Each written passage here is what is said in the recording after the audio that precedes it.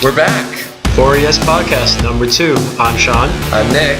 And in this episode, we're going to be talking about everything from Grand Theft Auto 5's release, NHL 14, and all the other little good stuff that you might be expecting from us good folks at 4ES. But first, we're going to talk about the Montreal Comic Con that just went on this weekend. Nick, I hear you went too. I loved it. I went on Friday. I want to say this now. I wish I went Saturday and Sunday. Frankly, I'm really sad I had to work on the weekend because I really enjoyed it. It's something that, 4 or 5 years ago, it was in a teeny room where, small conference room, not a lot of merchants, not a lot of stars. And ever since Stan Lee showed up about 3 years ago, it's growing every year. What did you think about it? Well, I went on Saturday, and this was my first... That's the biggest day. Yeah, it's the biggest day, and this is my first Comic Con. And I gotta say, I was impressed by the scope of it. Like, I've seen the pictures from the previous years. I'm like, okay, this is a pre-scope. They had great merchandise. They had great atmosphere. Everyone dressing up. They were really into it and all that. I actually took my money and I went to go meet Jason Momoa from Game of Thrones.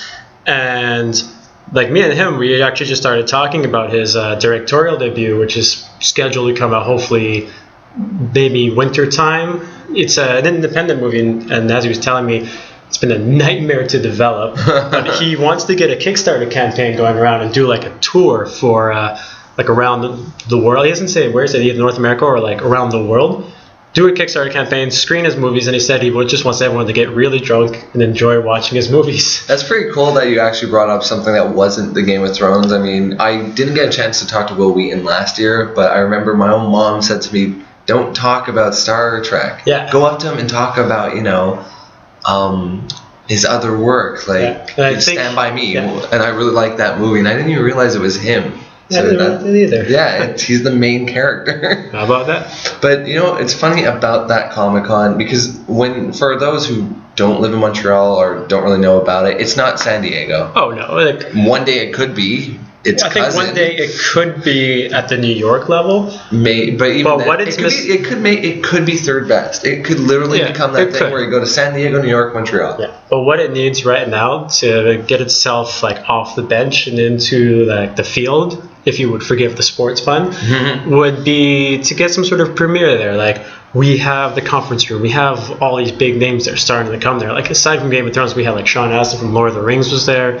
Manu Bennett from Arrow and Spartacus was there. Lou Ferrigno was there. George Tapp was there. So if we Lou Ferrigno is huge. He's huge. But if we can get those people to do we can screen some footage and have them do a Q&A in the conference call. Here is the first time you see this trailer for this movie that you've heard about for 3 years, or here's the first 5 minutes of The Hobbit or something like that. I think we can really bring it from one level to a higher level, because this year we actually had the PS4, and in my opinion, that was cool. They were showing. I forgot about it. I didn't get a chance. Oddly enough, people used to say Friday was the really dead day where you could just talk to everyone. It wasn't true. There was a lot more people that day, so you kind of had to go in line to kind of pay to talk. But I did see that they had the booths for the PS4, and that's probably one of the best ways to promote their console. Yeah. I mean, I know a lot of people have already pre-ordered. I've noticed with something like that, if you're a Sony fan or an Xbox fan, you usually stick with the console you've known for a long time. But it's always nice to get a hands on. Well, it's one of the smart things. Other people that were there for Comic-Con, the Green Power Ranger, the guy who played Tommy, that poor bastard, he looks ravaged. Nothing against him. Just remembering as a kid that skinny ninja guy he could be a wrestler today. He was tinier than Lou Ferrigno, but he could have actually been one of those really wrestlers that aren't John Cena but big enough to be there. Funny enough, with the wrestlers, those were some of the guests too. Maryse, who used to be in WWE, she's French Canadian. She was there. McFoley, Chris Jericho. Bret Hart, I saw him. That's really cool. That was the thing that I was really sad about. There was no wrestlers on Friday. I did get to see Jessica Negri, and she is very attractive. She's the top cosplay girl, or one of the top. She was actually holy hell! Oh my god! Some of the cosplay people are kudos for either putting that level of attention and detail into the costume, or wearing that little. Bring her back. I didn't get enough of a chance to say anything to her. I got really shy because she's severely attractive. It was like being starstruck, but also like going back to high school, remembering that time you want to talk to that girl you like, and it's but like you just can't. oh my, choke. And you know they had her apparently her proteges. I don't know how you have a protege in cosplay, but they have it. She did a Q&A on Friday. I had a buddy and his girlfriend, well, two friends of mine, frankly. They went to go see it, and they actually really enjoyed what they had to say. And I really hope they bring her back. Because, I mean, the cosplay thing, she's done New York. She does San Diego all the time. And it's Montreal. Yeah, it's part of Comic Con. It's not hard to hate, not hard to like, Montreal. So I hope she comes back. I think they want to come back with, if you check on what they said on Twitter, they had a lot to say about Montreal. Yeah. Other things there, I mean, there was tons of vendors, people from the States, people from... locals from all over the place. I got like 15 cards from people from Ottawa. Pretty much the next time I go to Red Lobster, we're making a day trip and we'll be going to these guys. Really cool stuff. I'm happy to say I bought some gear. I got some pins with the Reboot logo. And then I've got a giant stuffed Charmander and this really cool Captain America sweater. So, you know, it broke the bank, but totally worth it. Next year, I'm probably going to cosplay for sure, at least one of the days. But it's a shame, like Walking Dead was canceled for Comic Con, which is a shame because today they announced that we're going to be doing a spin-off series for Walking Dead on AMC's channel. So we're going to have like the main Walking Dead, like season 1, season 2, season 4. We're going to follow that Rick's story. We're also going to get like a side story now that's going to run like, I don't know if it's parallel or before or after the events or like in a different city.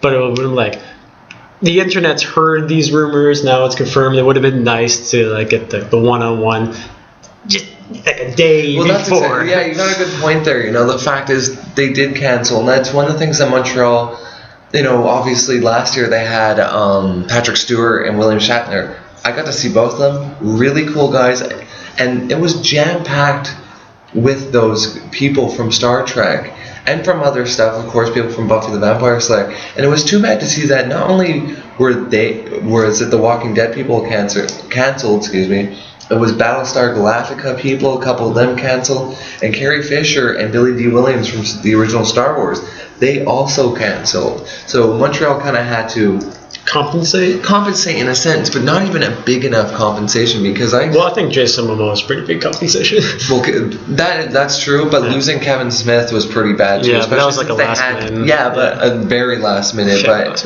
It's too bad because they already had so many people. But I felt like compared to last year when they had Shatner and Stewart, and then the year before when they had Stan Lee, they didn't have that groundbreaking guy. Yeah. And you know, with all the X-Men that was being filmed in Montreal, it would have been nice to have Hugh Jackman. Yeah. It would have been nice. Or like Bryan Singer, but or even the guy who played Iceman.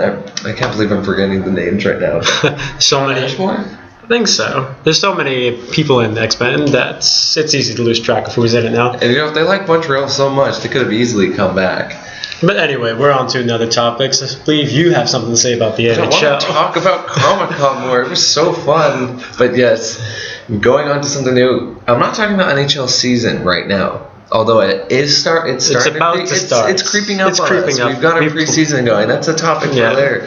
NHL 14 just recently came out last week, which was smart on them because one thing that's coming out tomorrow, which we'll get on later, is the new Grand Theft Auto game. So NHL, they make most of their money here in Canada. And probably like in the northeast of New York. Yeah, like Boston, the northern states and Europe. They've added a lot of the European leagues, so they can also get the European fans to play.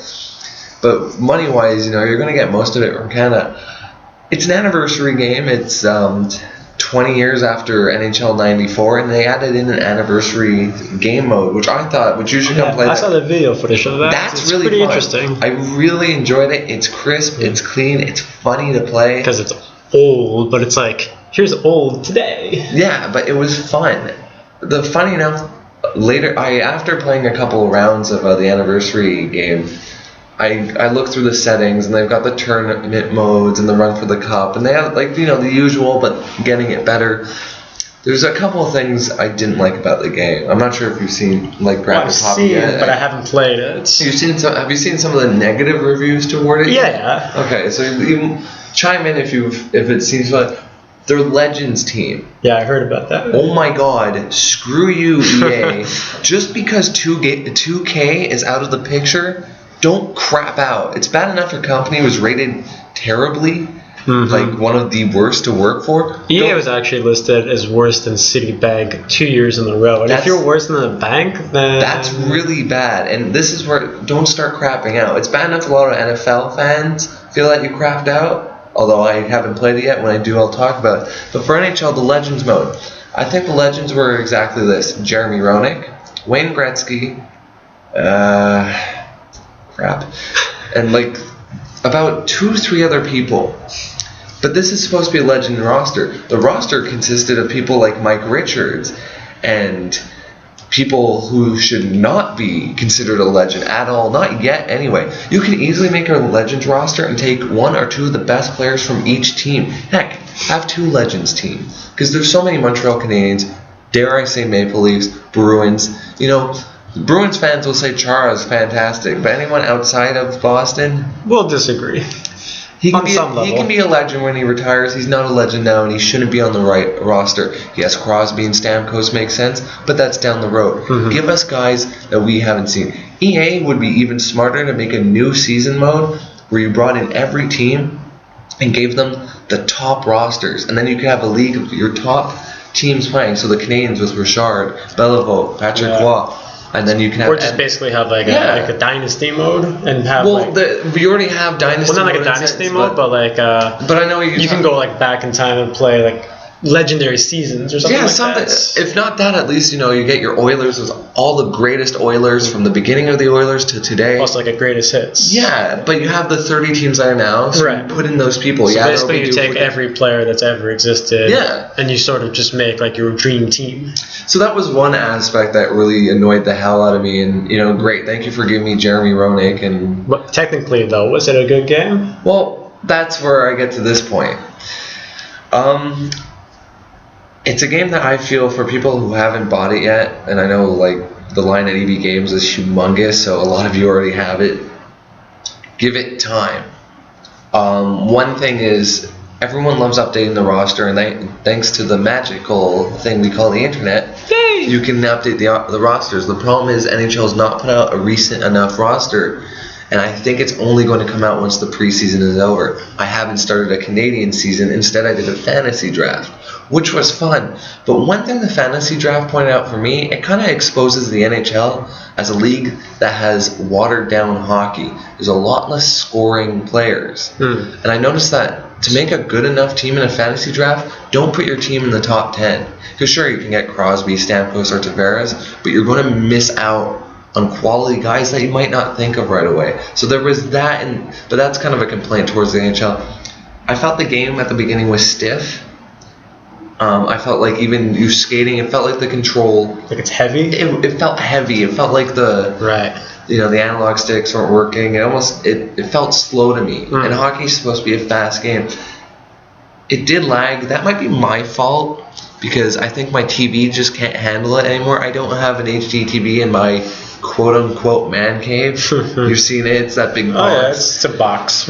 I think the frame rate from the TV to the game isn't handling it, so that might be one of the reasons. But I feel like for a guy who likes the little things in sports games, and I've played a lot of sports games, I feel like it's not as polished as it could have been. For now, it's still one of the best they've made. Once I played a bit more, I'll come back on this topic, but I feel that there are things that they're missing, and one thing that's driving me insane is the fact that there's a lot of penalties in the NHL, and for the past couple of years in these damn games, sorry for saying damn, but it's true, there has been a lot of penalties, and it's kind of gotten on my nerves that you don't get all the power plays that you should be. And if you get one power play in 3 games and you don't score that one power play goal, it gets even more annoying. One with the controller through the TV or something like that. So it's starting to warm up to me though. I'm starting to enjoy it. You gotta kind of tweak the settings, but as a game, as you just start, if you go on easy, and if you've played all these games before, it's too easy. If you go on pro or higher, if you don't mess around with any of the AI settings at the beginning, it can be a challenge because the hitting's so different that it knocks. Let's just say it's hard to make a nice pass. It's harder to get a one-timer because now that when the player's in the way of the puck, it doesn't go through them like it used to, which is more real. But at the same time, we're not used to it. You're not used to it. Continuing with the video games, I believe. I'm assuming we're going to be talking about the elephant in the room being the imminent hours away release of Grand Theft Auto. I'm assuming that's pretty much coming out tomorrow. So for those who are trying to figure out what day it is the 16th of September. Depending when you see this, it could be the 18th. But Grand Theft Auto 5 coming out on the 17th. If you haven't pre-ordered it, well, good luck getting a copy. I recently found out that this game costs around $250 million to make. It is the second most expensive piece of entertainment ever to have been made after Pirates of the Caribbean 3. Wow. It's not even out yet, and it's already made $300 million. Million or billion? Million. And is projected to make $1 billion within a month. Oh my God. That is just... That's a video game, ladies and gentlemen. That is... For those who are studying economics and all that, you understand the awesomeness of that situation. But the reviews have been coming out today because the restrictions on the footage have been lifted today, the embargo. Mm-hmm. So I was checking out the reviews this morning, and yeah, it's getting pretty much good reviews. I've seen a lot of 10 on 10s, 9.5s, 9.8s. And generally everyone's agreeing that despite the fact that it's really offensive, really violent, the usual stuff for Grand Theft Auto, that it's probably the best Grand Theft Auto game to date. Probably. I think the funniest has to be the commercial that we've all seen on TV a billion times, no matter what the show is. Mm-hmm. I'm pretty sure those are the least violent moments in the game. Well, apparently there's necrophilia in this game. That's just disgusting. Yeah, apparently it gets I can't wait for my little brother to play it, frankly. But apparently there's even a torture scene, and you are forced into torturing this poor guy, and I hear it's difficult at some points. I'm surprised for stuff like that because remember when the Call of Duty came out, the terrorist mode, you're able to skip that. Yeah. I'm surprised that Grand Theft Auto didn't admit we added parts where you can't skip. Yeah, but they don't have to care about what parents think. No. But I think sometimes giving that option. But I think Grand Theft Auto, Rockstar self takes pride in pushing the envelope. Yeah. Yeah, so I think... And frankly, there's a lot of kids out there that are just stupid enough that... Well, it won't affect them anyway. Well, hopefully it won't affect them and we won't see tortures going up and down. But that aside, the game is getting great reviews for its satirical commentary on post-depression America right now. Mm-hmm. And the influence on Hollywood bank robbing, and it's something that hasn't really been done in video games before. So, Vice City, you rob a bank, but that's one mission. Yeah, and this is the focus of the game. That's pretty cool. So I'm looking forward to it. I will let you know what I think in episode 3. I can't believe how it's been promoted, though. I've seen billboards in Montreal. Oh man. I've seen it on the side of the buses. Constantly. I've never seen a video game promote like this. You figured NHL would do that because it's a Canadian hockey. The advertising campaign for this game is ridiculous. This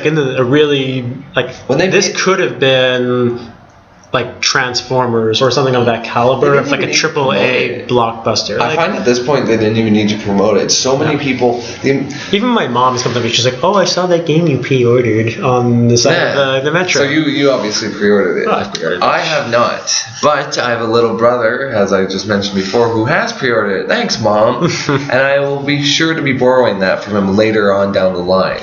Of course. But we're going to shift over topics right now and talk about the other aspect of our podcast, which would be sports. And I just want to start off by talking about what I brought up in episode 1, which was the rumor that Kimi Räikkönen, current F1 driver for Lotus Racing Team, is in fact moving to Ferrari again. Surprise! Well, not really, since we've been talking. We've talked about it, many people have been talking. I find... It's like wrestling. Back then, when a wrestler would come back from injury after years, when Shawn Michaels came back, it was such a big deal. Yeah, Today, when they come back from injury, you know about it 3 months ahead. You know that there's a build-up. Yeah, internet kind of ruins it. And because Not all rumors become real. Hell, most of the rumors don't become real. But when that rumor does become real, it's kind of like, oh, well, I heard about that already. Yeah, it's like, well, congratulations about news we already know. It's not going to be considered news anymore when it's not really new. No, not really. So the fact that Kimi's back on Ferrari, he was world champion when he was at Ferrari. Alonso will be his teammate. So who's first? Is it Caterpillar eyebrows or is it Kimi? I think Caterpillar eyebrows. Fernando Alonso will probably still be driver one, assuming he stays with the team. I mean, anyone who's offended by the Caterpillar eyebrows, I'm part Italian. So you've never seen Caterpillar eyebrows like I have. Like I said, anything can happen. Like I've heard rumors that Sebastian Vettel wants to move to Ferrari now. But I don't know why he'd want to do that though. But it was a rumor. How loyal is Ferrari to Alonso? Because imagine if Vettel says yes, would you say no to Vettel or would you kick out Alonso?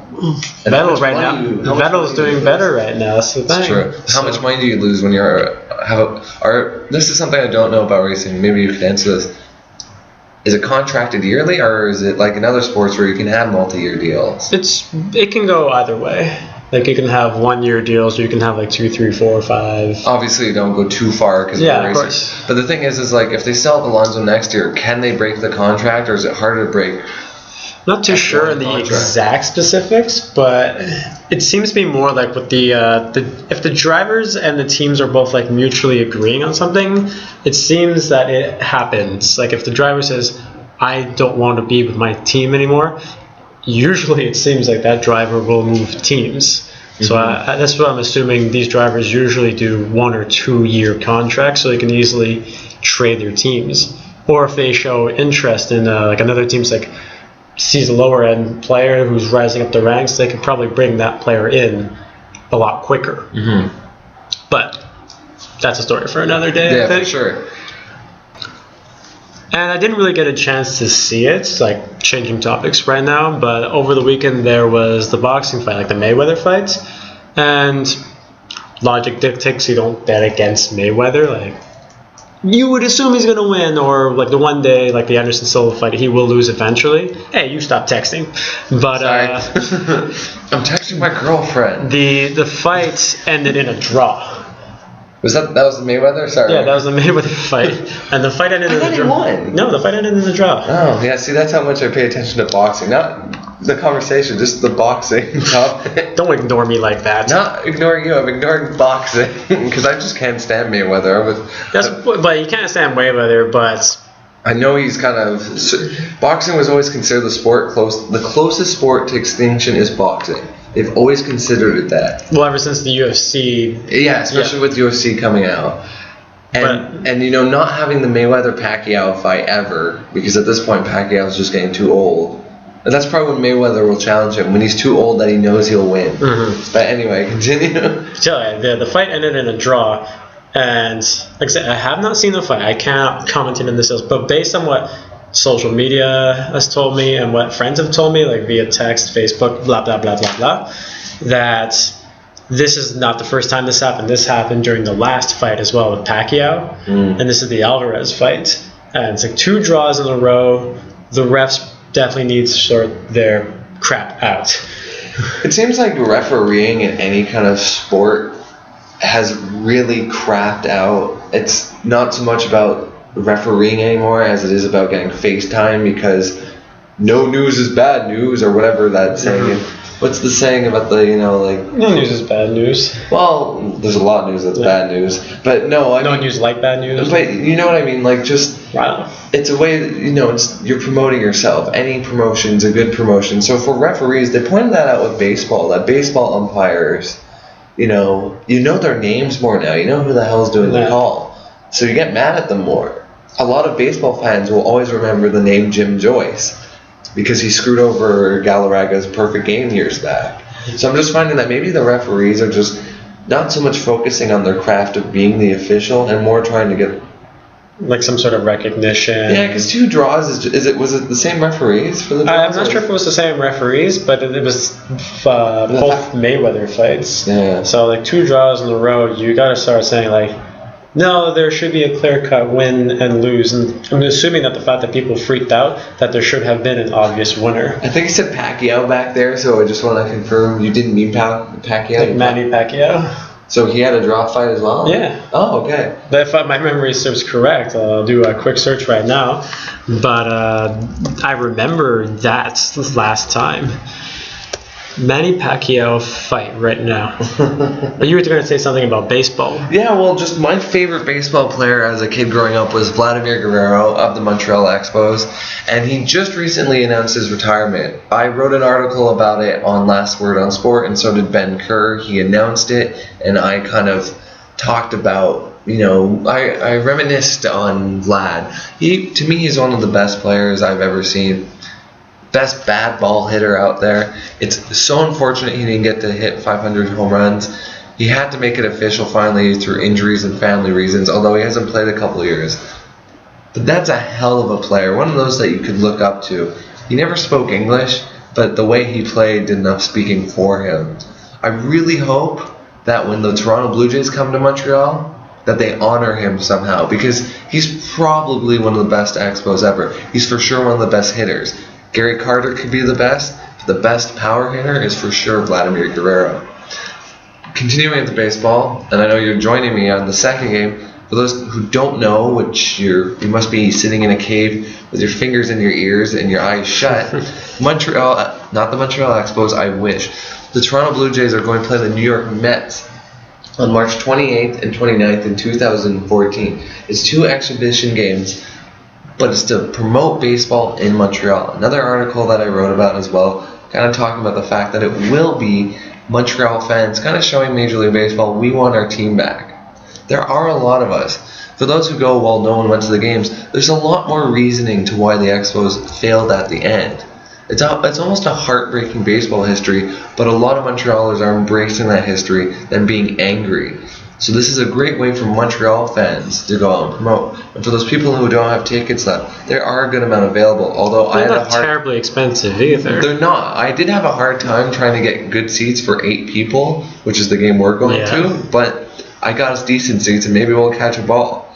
So for those baseball fans out there, or for people who've never experienced baseball in Montreal, check it out. It's honestly worth it, and it's not going to break the bank. And frankly, on Saturday, you should go on the Saturday game. Then you can go straight downtown, go grab a bite to eat, and then watch a hockey game in the bar. Exactly what we're doing. I just want to clarify. I don't watch boxing, by the way, so I did not know what I was completely talking about. It wasn't a Pacquiao-Mayweather fight. It was a Pacquiao-Bradley fight. So having you are going to totally get people on Twitter I'm going to get eaten out for that the comment page going, oh, you're a jackass. You didn't even know about boxing. Like I said, it was something that was brought to my attention, and I thought since it was brought to my attention, I'd try my best to bring it out. We try to cater to everyone. I got a friend who's a boxer who I'd like to actually interview at some point down the road on this podcast, just because we just need to get the right time. Speaking of boxing, I have to bring this up because I saw the trailer for it 2 or 3 days ago. There's a flick coming out in December called Grudge Match. It has Stallone in it, and it has Robert De Niro in it.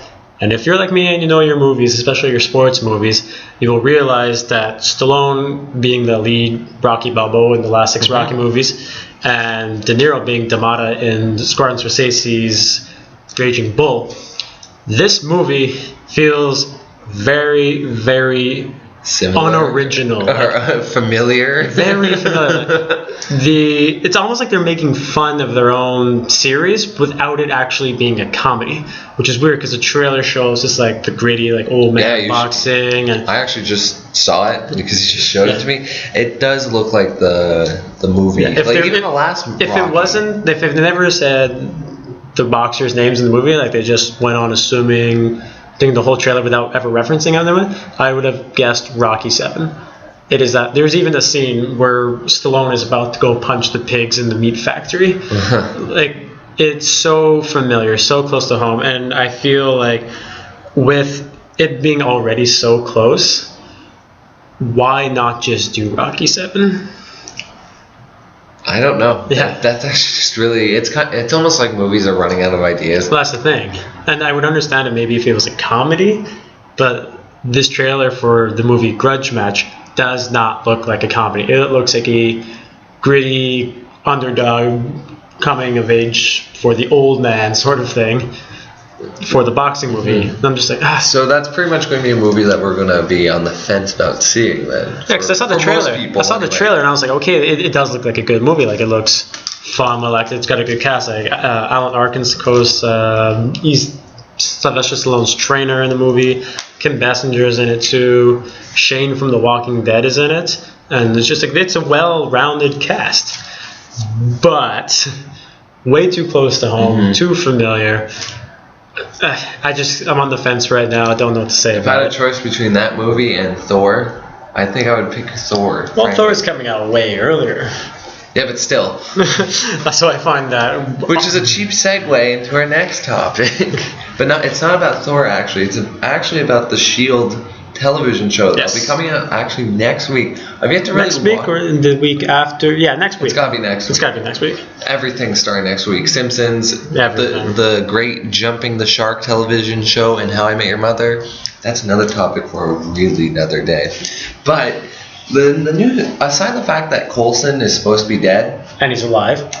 You know, clone? It's time machine. It's very Jurassic Park. In the Jurassic Park books, Ian Malcolm dies in the first book and magically is brought back for surgery, and it only happened because of popularity. Yeah, exactly. This is fan service.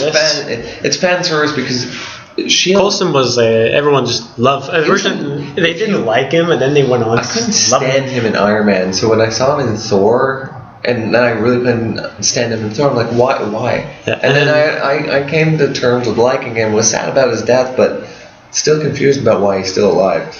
No offense. Yeah. So now he's the lead in a show called S.H.I.E.L.D. Marvel's Agents of S.H.I.E.L.D. to be exact. There are going to be some heroes in it. Nothing that will probably correlate with the movies, though. Well, I heard that they might sneak in like a cameo here and there, but it's not the focal point of the show.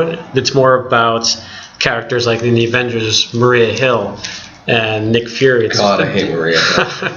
It's more about like the humans and the lesser small folk in this world of the super. Yeah. So like Josh Whedon, who did Avengers, is executive producing, and Buffy.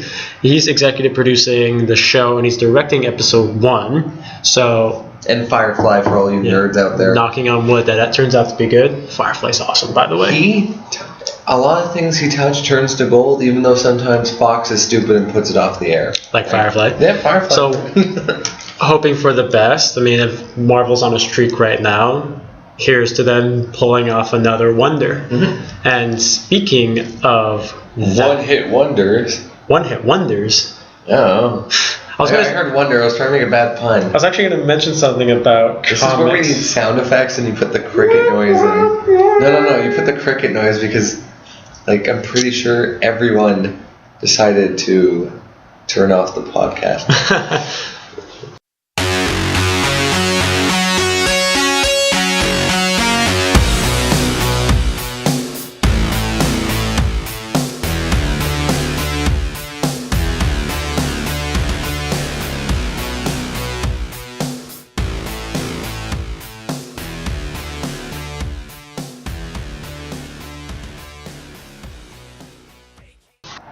Oh, yeah.